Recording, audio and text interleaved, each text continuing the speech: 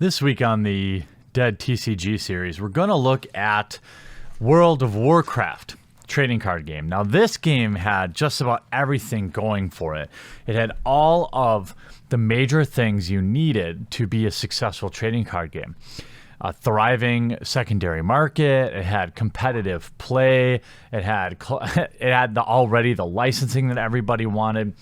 It dropped originally in late October of 2006, and it allowed players that could fight each other one-on-one, can join others in order to defeat dungeons, raid bosses, and it was all based on the wildly popular MMORPG, World of Warcraft. Now, I've often gone back and forth to World of Warcraft over the years. I haven't played in a little while, but the interesting thing is this game had a lot of levels, a lot of different types of card types. It ranged from hero, master hero, ability, ally, armor, weapon, item, quest, location, and loot. The interesting thing about loot cards was that they were special versions of the cards in which they can be used within the game as normal allies, but also contained a scratch-off code. That code can be entered into the website, and you will get a promo in the actual World of Warcraft game. And when you look at some of these promos, now I don't know how fair these prices are, but you see a Feldrake loot card, $1,200. You see the El Pollo Grand Chicken mount, $850. You see here is the Blazing Hippogriff Unscratched, $700. Armani Dragonhoff, $600, $600, $550, $550. Like, the market for some of these loot cards is absolutely staggering. And that alone, as a super ultra mega chase card, okay, was genius. Now, Magic the Gathering, for example, rolled out these kind of super ultra mega chase cards in expeditions, and they sold well for a little while, but the idea that you could get something ultra unique inside the game created a interest in the TCG from players of the game who just wanted to open the packs and chase some of these mounts and crazy loot cards. They had big tournaments. A tournament series that ran is the Dark Moon Fair, starting in 2007, and it featured many locations, starting out in Los Angeles, which is probably the first one, ran through 2008, 2009, all the way through 2013, and they even had WoW Nationals, which took place in late August 2007 at Gen Con, and they had a World Cup and World Championships and all sorts of things to support this game, which is why it had so many sets. It looks like it had about 20 sets, 1, 2, 3, 4, 5, 6, 7, 8, 9, 10, call it about 20 different sets, ranging from late October in 2006 and finally finishing in July of 2013. Most of these booster boxes are still actually holding a decent bit of value. The one I happened to buy, I didn't, really think too deeply about it. I got Thorn of the Tides Aftermath. This was, let's see where this was. Aftermath, October 2011, so nearing the end.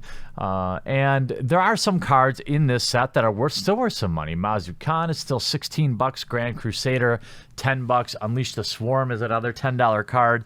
So there's actually still a market for this, and it's interesting to wonder what would happen to this game. Now, there are still people playing World of Warcraft TCG. There are still active player groups out there.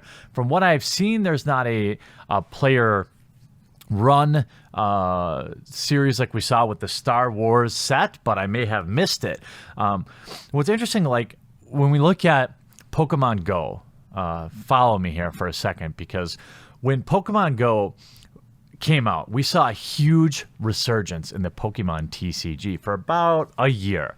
The Pokemon Go app was a worldwide sensation. It's still played by obviously a much smaller amount of people, at least here in the United States, but people were then going back and playing Pokemon again. We saw the market explode for the Pokemon TCG. So you wonder if World of Warcraft could actually make some sort of resurgence, if it would be big enough to come back and bring the game back around. And we're going to open some of these boosters, because why not?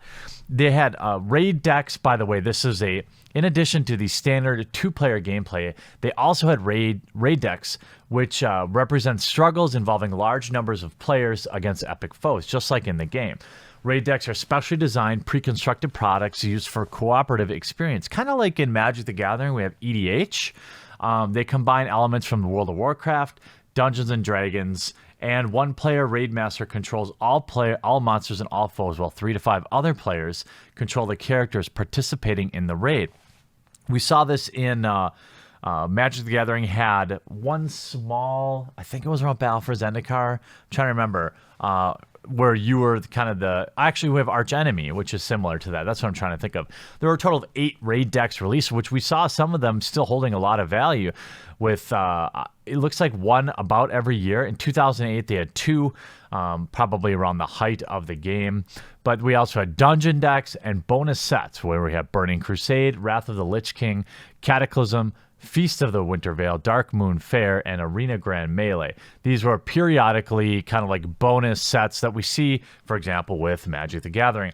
I think World of Warcraft TCG was the closest that we saw in really the last 10 years of a trading card game coming and challenging for market share.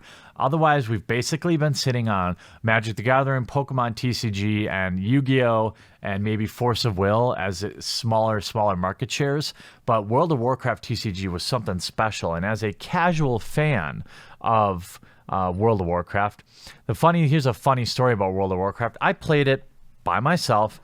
I played it for probably thousands of hours. Never joined a guild. Just did everything one-on-one. I just like to grind. I like to walk around. I didn't even know. I was like at level 30 or 40 and I still had no idea how people got mounts.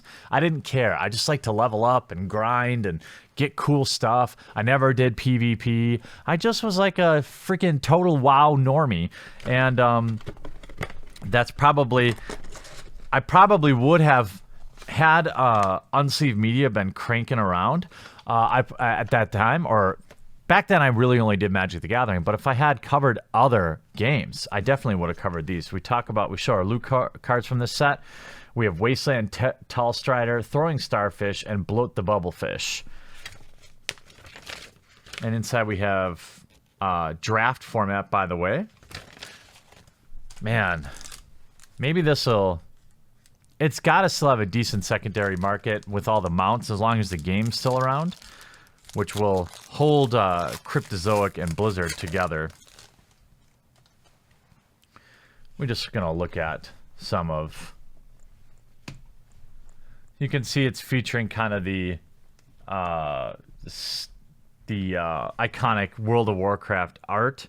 I'm wondering how they denote rarity. Here we have a quest card.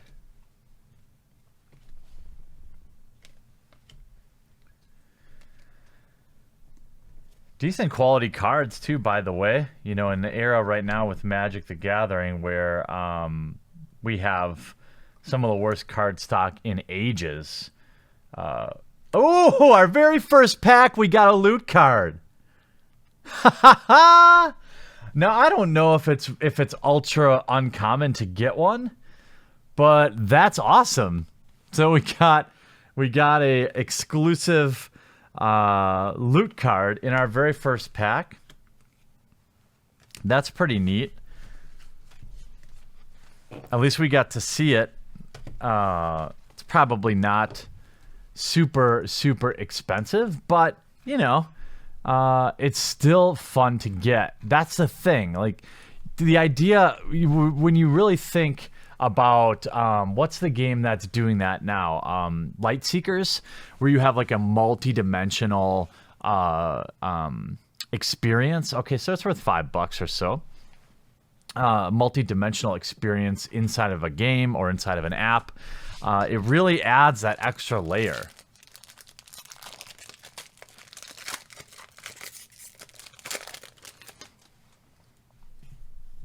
Let's look at another pack. Why not, right? You know, all this does is make me really want to go. I still pay for World of Warcraft $15 a month just to sit there. That's how I just can't give it up. You know what I'm gonna do today though? I'm gonna get all the updates and I'm probably gonna play it.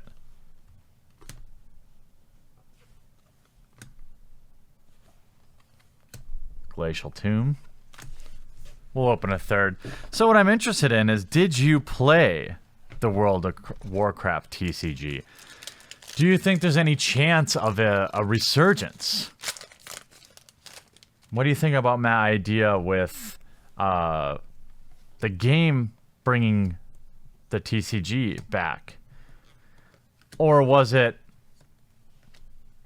the other way around? Did the game die on its own and had nothing to do with the popularity of the MMO? I still enjoy this art a lot. Bottled Wild, Bottled Sprite. Well, that is the World of Warcraft TCG in the Dead TCG series.